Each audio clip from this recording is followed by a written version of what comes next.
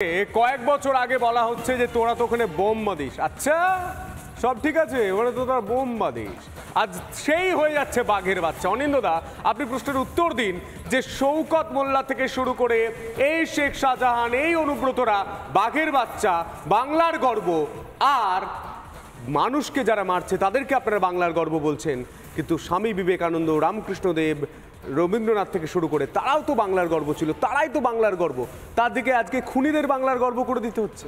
প্রথমত কথা হচ্ছে, শওকত মোল্লা খুনি আপনাকে কে বললো?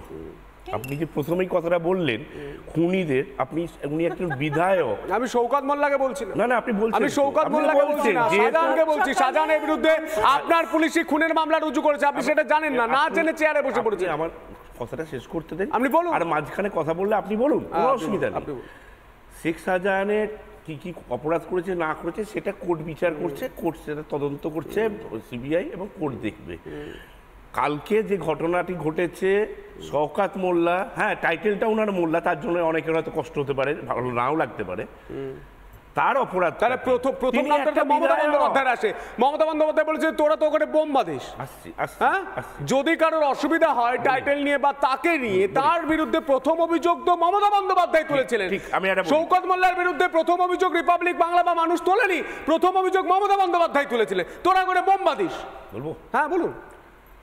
দেশের প্রধানমন্ত্রী নরেন্দ্র মোদীজি নিশীথ প্রামাণিককে ডাকাত বলেছিলেন। চালান, আপনারা যখন থাকবেন আর্কাইভে, অন্য চ্যানেলে আর্কাইভ থেকে দেখে নিতে পারেন, ডাকাত বলেছিলেন। আপনি চালান না। সেই ডাকাতকে মন্ত্রী, প্রতিমন্ত্রী যদিও করেছেন, তাহলে ব্যাপারটা উনি নিজেই বলেছিলেন তো, উনি ডাকাত, গুন্ডা, এই নিশীথ প্রামাণিককে। জানেন তো, ছাড়ুন। শওকত মোল্লার এগেনস্টে কোনো কেস আছে কি? উনি একজন বিধায়ক, উনি মানুষের জন্য কাজ করেন। হ্যাঁ, আবার বলি, ওনার টাইটেলটা মোল্লা বলে অনেকের পছন্দ নাও হতে পারে, উনি মুসলিম বলে অনেকে গায়ে জ্বালাও করতে পারে, কিন্তু এই বাংলা, না, এই ভাগটা আপনারা করেন। আপনার দলের বিধায়ক বলেন আমরা এখানে 70%, ওরা ওখানে 30% মেরে ভাগীরথীর জলে ভাসিয়ে দেবো, এই ভাগটা আপনারা করেন।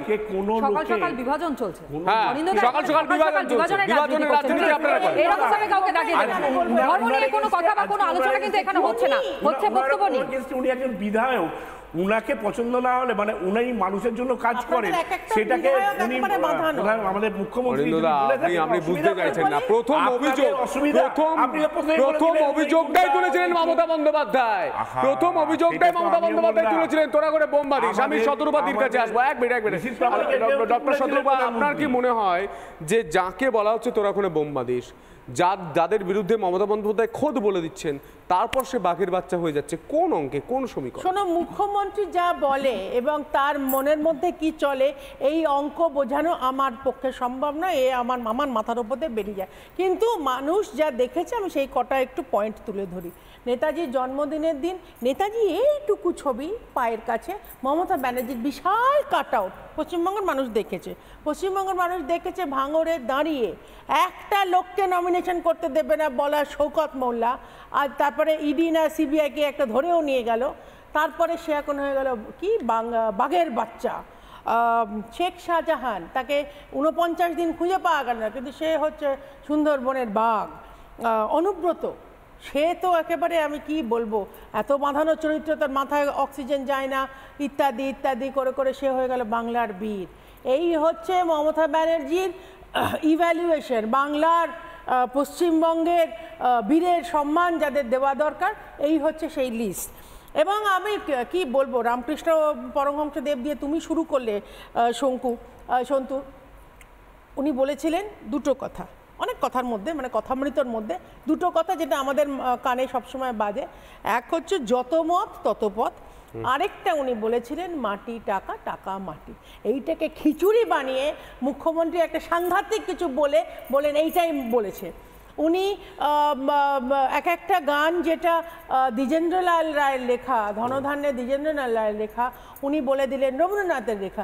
এই বাংলার মনীষী, বাংলার গর্বদের খিচুড়ি বানিয়ে ইতিহাসের পাতা থেকে উপড়ে ফেলে কি যে উনি করছেন উনি জানেন। উনি আবার এটা বলতে পারবেন, ভালো বলতে পারবেন। অরিন্দম ব্যানার্জি রয়েছেন আমাদের সঙ্গে, জনসংযোগ তিনি বিশেষজ্ঞ।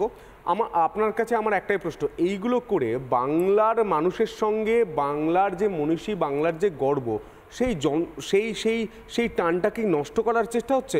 আপনি বলুন না, যাদের বিরুদ্ধে খোদ তৃণমূল সুপ্রিমো অভিযোগ তুলছেন, মুখ্যমন্ত্রী অভিযোগ তুলছেন, পুলিশ মন্ত্রী অভিযোগ তুলছেন, তোরা বমবাঁধিস, তাদেরকে বাংলার বাঘ বলার অর্থ কি, কোন জায়গায়?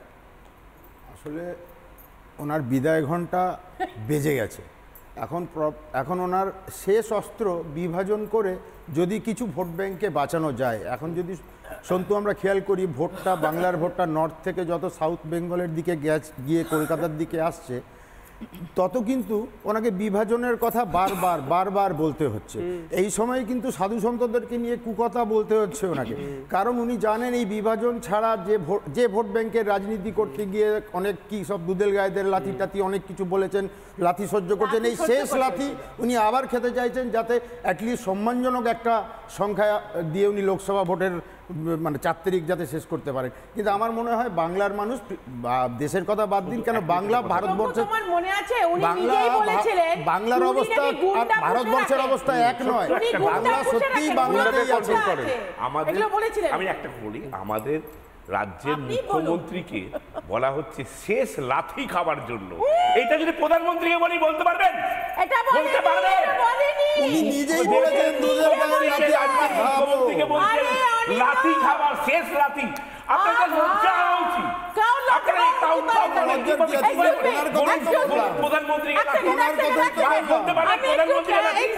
আপনাকে এখান থেকে তুলে নিয়ে গিয়ে জেলে পুরে দেবে।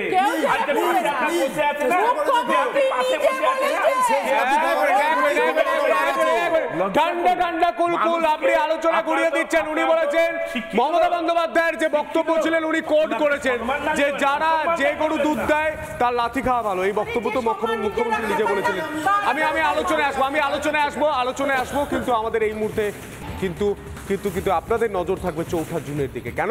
কারণ 4 জুন ভোটের রেজাল্ট, মানুষের মনোনীত রিপাবলিকে ভোর 6টা থেকে রাত 12টা মানুষের মহানির্ণয়।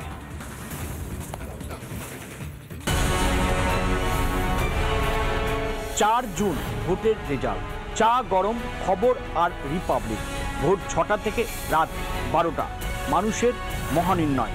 রিপাবলিক বাংলা, মানুষের কণ্ঠস্বর।